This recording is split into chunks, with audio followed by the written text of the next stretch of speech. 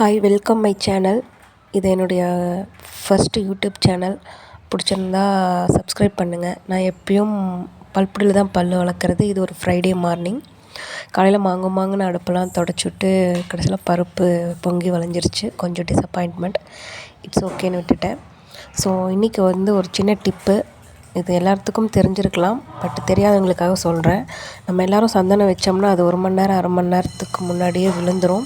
but அப்படி விழாமல் இருக்க நம்ம கிட்ட இருக்கு இல்லையா, அந்த மஞ்சள் கலர் சாந்து போட்டு அதை லிக்விட்,